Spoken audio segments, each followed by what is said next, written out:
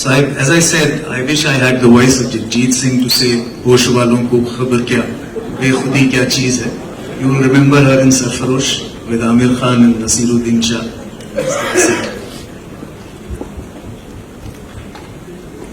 Sonali, you are an icon in the eyes of a lot of people.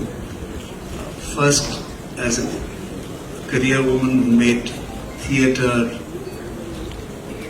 films, television, somebody who has gone through this kind of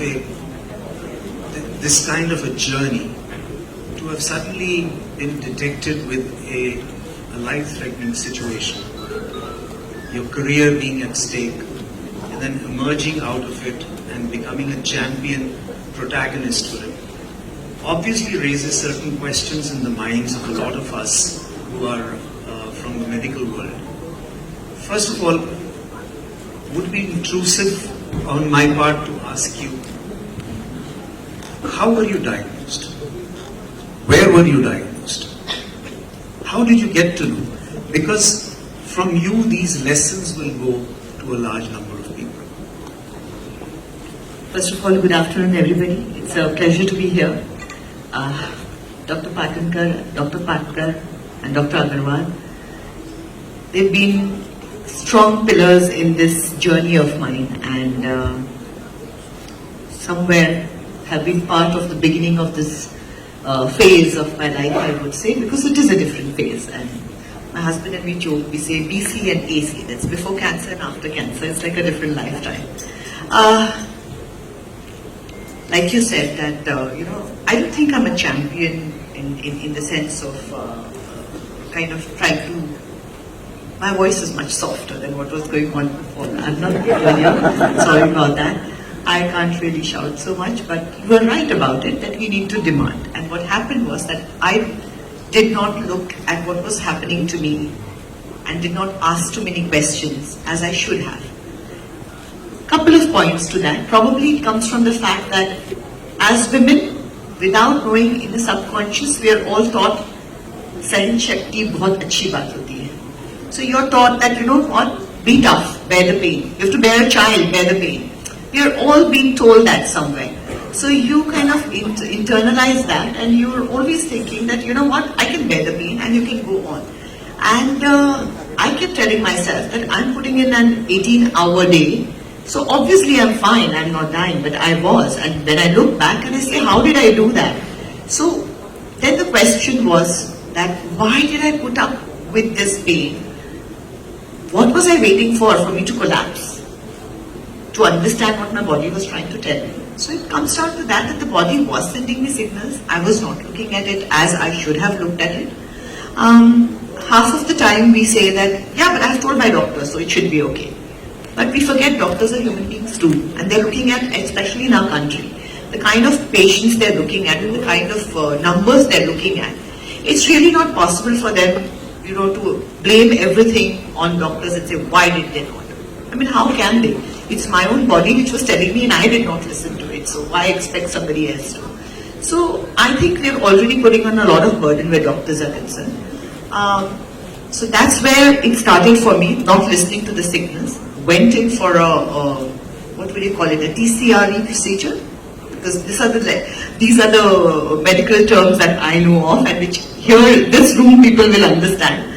But and we were suddenly, we discovered that there was something in there which was causing this whole thing all this while.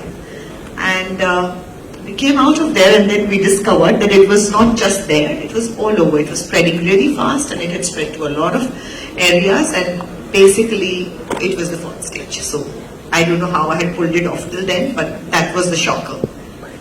So Sonali, from the perspective of the diagnosis, from the perspective of the guidance that you received, do you have any reservations about the quality of care that you received here? Not at all, but I would say I did go to the US. I went to New York for my treatment. My husband was very clear about it. He said, I don't want to take any chances. And the reason I think I was literally fighting with him. I'm like, my child is young, the home is here, and we're just picking up. And it was literally in 2 days after the diagnosis that we had packed our bags and we had left. And I didn't know when I was coming back, what was happening, where I was going for. It was just the two of us. We had not really had time to discuss it with too many people, and we had just taken off. He had got the appointments and we had just taken off. So I kept fighting with him, saying that, how can you just stop everything? But when I reached there and I got to know the extent of this, somewhere I did honestly feel, thank God, I'm here.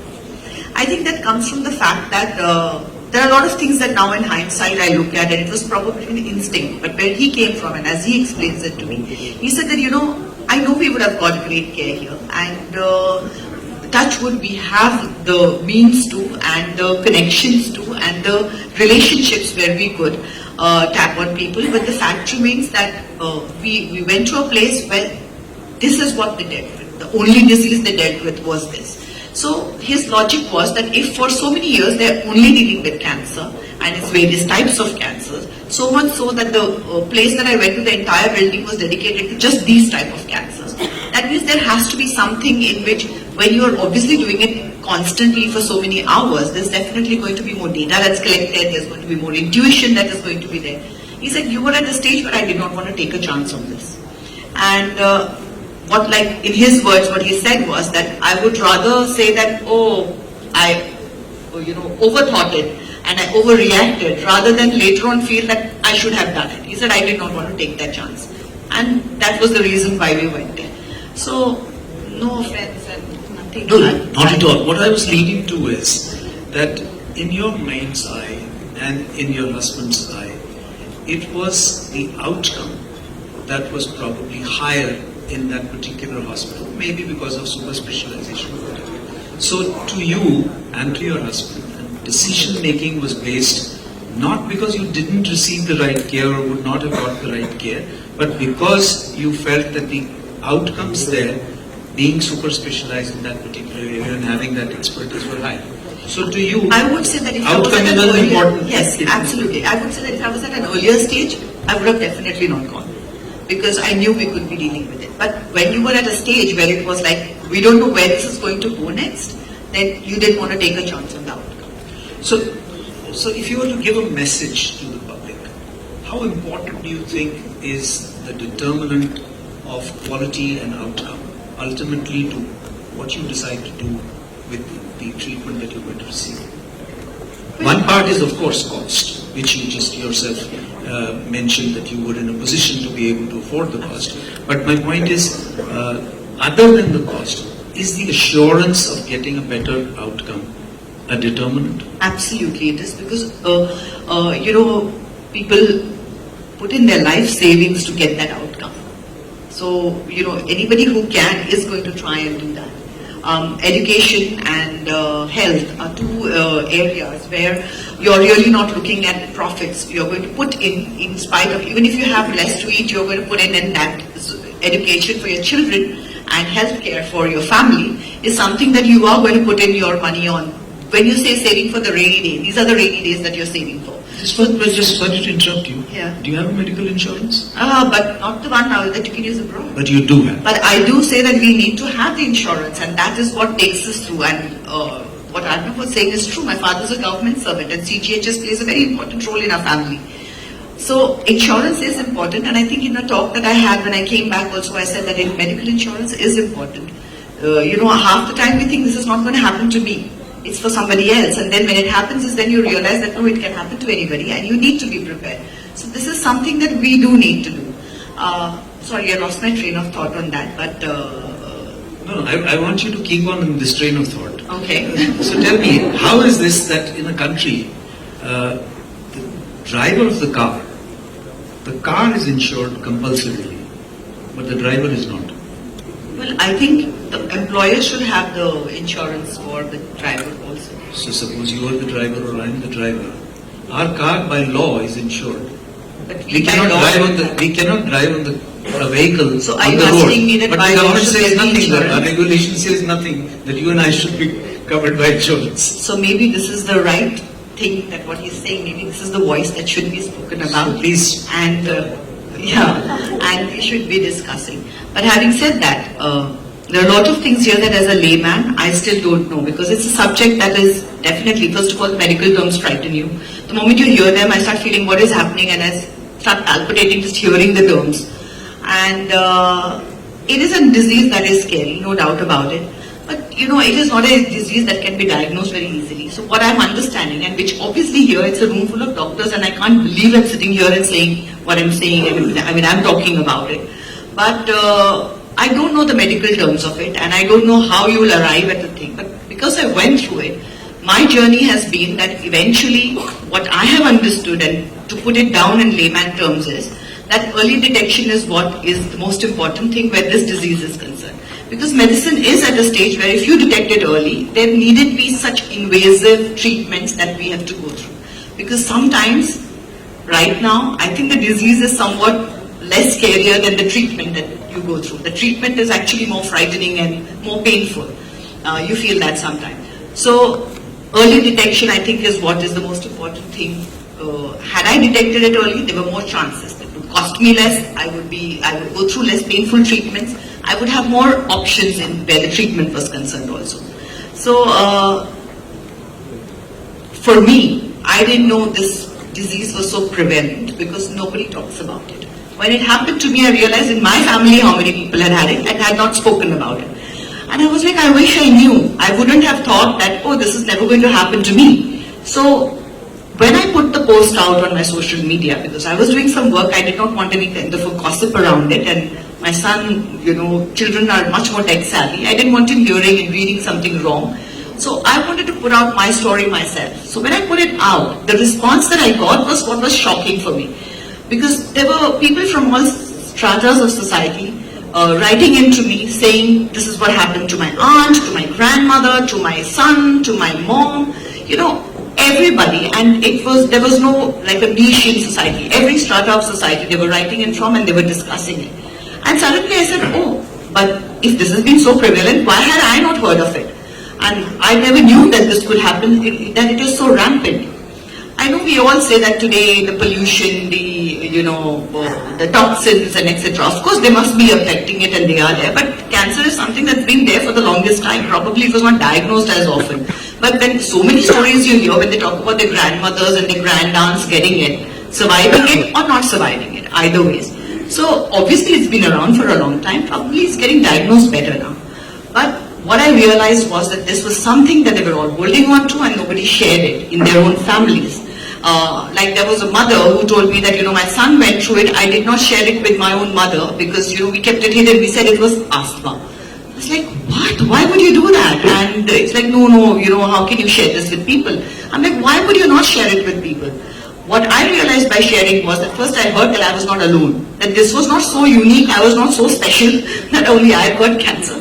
Everybody gets it and anybody could get it. Secondly, everybody kept saying that how could you get it? You're so healthy, your lifestyle is so good, how could you get it? And I kept asking myself that question, that why have I got it? And then I realized it's genes, it's not something that, definitely if you have the genetic predisposition to it or whatever, your toxins and the environment and the way you lead your life will definitely affect, that will affect for any other illness also.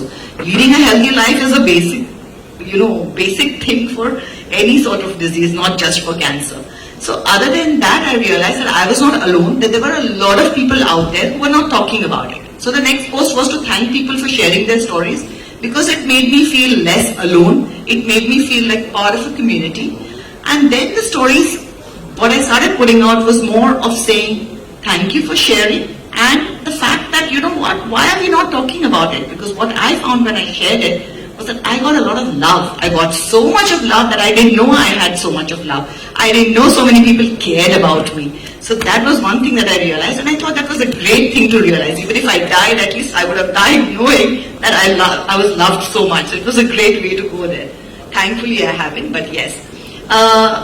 Having said that, when you talk about something, also you're discussing various options, various things. You come to know different things that can be done, can't be done. Have you tried it? So as like anything else, it's a community and you need to discuss things.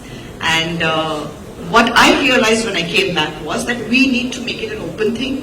It's not something that you should be hiding and that you should be, keeping it within the family, because the mental state is going to go down the hill because you're living in that pain and the trouble, and your caregivers are also hiding it. Nobody has a place where they can vent and share and, that takes a toll on your mental health, and then that's taking the toll on how you recover from it. So it's a vicious circle. So the thing that I can do in my capacity when I was called here also was that yes, if my voice can be heard and if me talking about it makes people share their stories and talk about it, I'm happy to do that. One final question. The most important thing you mentioned, which drove you to go to a particular institution for treatment, was that the outcomes were good. The question that I wanted to ask you, and if through you perhaps this message would go, that when we as Indians look at buying jewelry, not we as Indians, you as Indians, I can't afford it. When the rich people go and buy jewelry, Not a jewelry person. They look for hallmark. When you go and buy a woolen product, you look for wool mark. Even an agricultural guy, when he goes and buys fertilizer, he looks for agri mark. Why don't Indians, or did you in particular, look for any mark which certifies that this hospital is good quality? Well, I know there was an organization called CAR. To be honest, this is what I came to know now, and I'm so happy that there is something which is like a benchmark, which is basically, like you said, an ISI kind of a certification is what you look for, right? When in this is the place you should be going for. CAHO represents the accreditation, right, of the body, and that it's all over the world. So the now, hospital you went if to in the you- United States also has accredited. So right, so what is the accreditation? We Accreditation don't know. means yes, sir. So So through like you, there are all these ads that go out which say that Jagoj, Grahak Jagoj. and ISI mark देखो, hallmark देखो. Correct. So maybe you guys should also be advertising. So would you be able to Of course. do this as an ambassador? I think this is the best way to end it. No, So ladies and there is one gentlemen, more. I would like to say a couple of things more, which is one more thing. When you said when you go, if there is a difference between what is happening in the US and what is happening here and all that, I do have 2-3 things that we need to look into much more, and I don't know, and I'm happy and open to sit and contribute in any way that I can. But what I discovered was that genetic testing is important. So when there are hospitals that have a cancer department, why are you have constantly teekakaran karo, ye karo. There are so many posters that you put out. Why don't you put more posters on get your testing done, checkups done? Why don't we talk more about cancer? Even the hospitals don't talk about cancer. Even the doctors are so scared to say the big C. Though cancer is like a big umbrella. And then when I get it, I realize that every cancer is like a different disease altogether. It's like just one big umbrella which covers, God knows, probably 40 different kinds of diseases or more. So why aren't the hospitals also putting up more of these things and talking about it a lot more? And you do blood banks and this bank. So let's do more talks about it so that you will reach grassroots levels. We'll talk about media, but half the time I don't read the news because I find it only bad news come out and I'm not looking at it at all. But when you do grassroots levels and when you do things in hospitals, people who are sitting there waiting for the doctor are reading it. At least I do read what is happening and try to follow it. So maybe we should also do that. Yeah, but I'd just like to add, on behalf of doctors, that doctors make errors. To make errors, We all do. And human beings make that. I don't think we should hold that. yeah, to make errors is human, but to blame it on others requires management skill. So we have a lot of managers, Okay, so all the managers have to do so this. they have to do this. Guys, it's all, you put it all in your laps. Thank you very So much. you have to do this. Thank you, ladies and gentlemen. Please give a standing ovation. You have to do that. But thank you so much. I'm